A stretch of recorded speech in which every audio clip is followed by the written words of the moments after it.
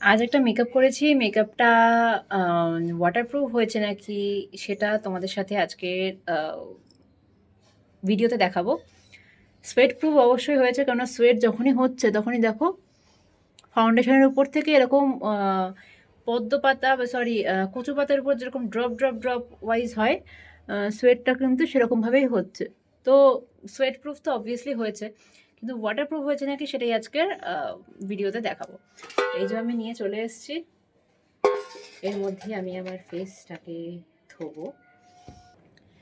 জলটা এবার দিচ্ছি, দেখো।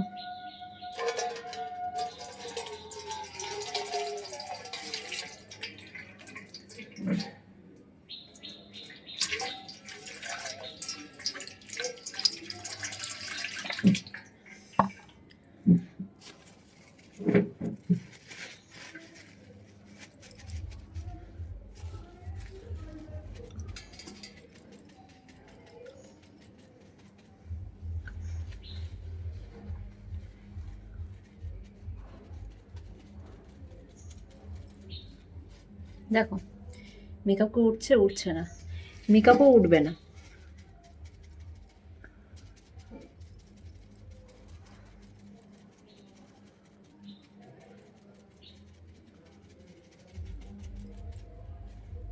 দেখো এখানে জাস্ট হালকা হালকা যেটা উঠেছে, এটা কাইন্ড অফ ন্যাচারাল, কেননা হাইলাইটারটা উপরেই দেওয়া থাকে। হাইলাইটারের পর ফিক্সার দিই না আমরা, ফিক্সার দেওয়ার পর তারপর হাইলাইটার দিই। তো এই হচ্ছে মেকআপের কন্ডিশন। তো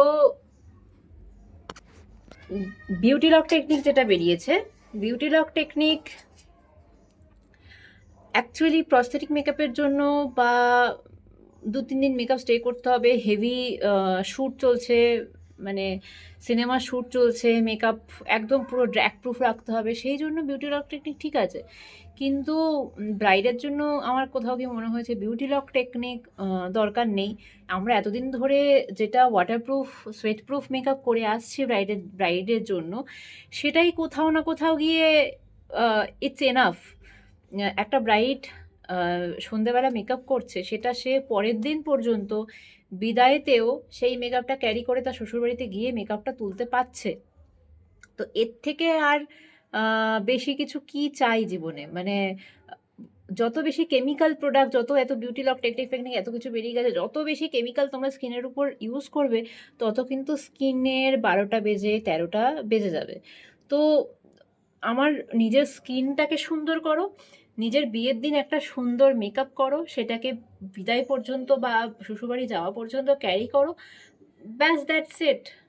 অত লকে যাওয়ার দরকার নেই। আমরা এতদিন ধরে অনেক বছর ধরে ওয়াটারপ্রুফ সোয়েট প্রুফ মেকআপ করে আসছি অলরেডি।